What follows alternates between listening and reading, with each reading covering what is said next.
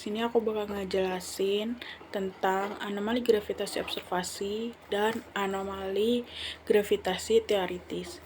Nah, yang pertama itu anomali gravitasi observasi.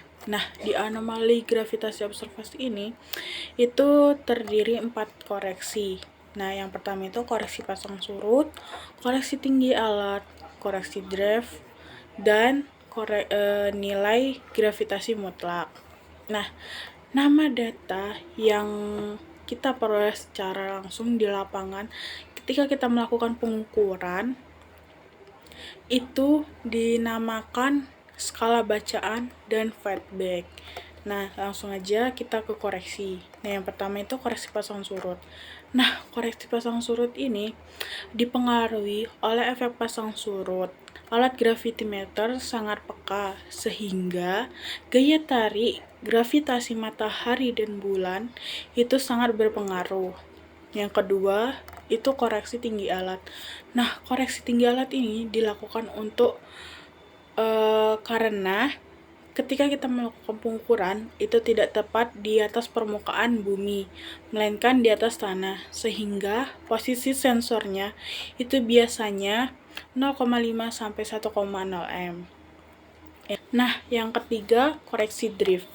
Nah, koreksi drift adalah perubahan nilai pengukuran gravitasi karena pengaruh perubahan mekanika dalam gravitimeter. Nah, pengaruhnya sendiri itu karena pegas yang semakin meregang terhadap suhu dan waktu. Nah, yang keempat itu nilai gravitasi mutlak. Nilai gravitasi yang berada di titik amat ukur itu disebut nilai gravitasi relatif. Nah, nilai gravitasi relatif adalah nilai terukur yang memiliki perbedaan antara satu titik dengan titik yang lain. Sedangkan nilai gravitasi yang sebenarnya di titik pengukuran itu disebut nilai gravitasi mutlak. Yang kedua, anomali gravitasi teoritis. Nah, medan gravitasi teoritis di topografi adalah medan gravitasi yang disebabkan oleh faktor-faktor non-geologis. Nah, di anomali gravitasi teoritis ini ada 4 koreksi. Yang pertama, koreksi lintang, koreksi udara bebas, koreksi Bogor sederhana, dan koreksi medan.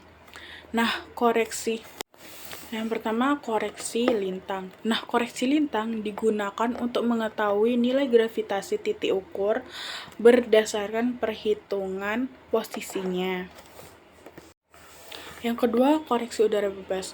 Nah, koreksi udara bebas merupakan proses pemindahan medan gravitasi normal di sferoid referensi Z sama dengan 0 menjadi medan gravitasi normal di permukaan topografi X, Y, Z.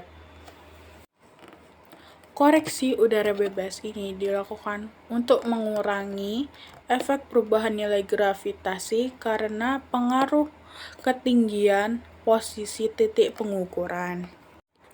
Yang keempat, selanjutnya koreksi topografi.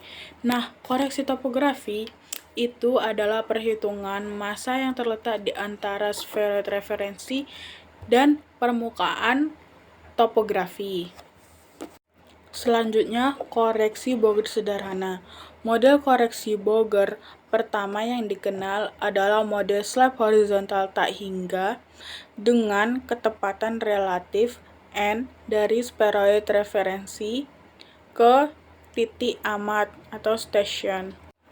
Nah, pada koreksi Bogor ini kita memerlukan data densitas.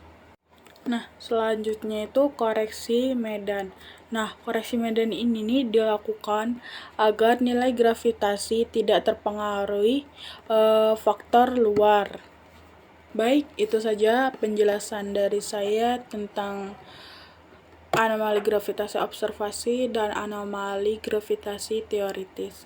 Sekian, terima kasih. Wassalamualaikum warahmatullahi wabarakatuh.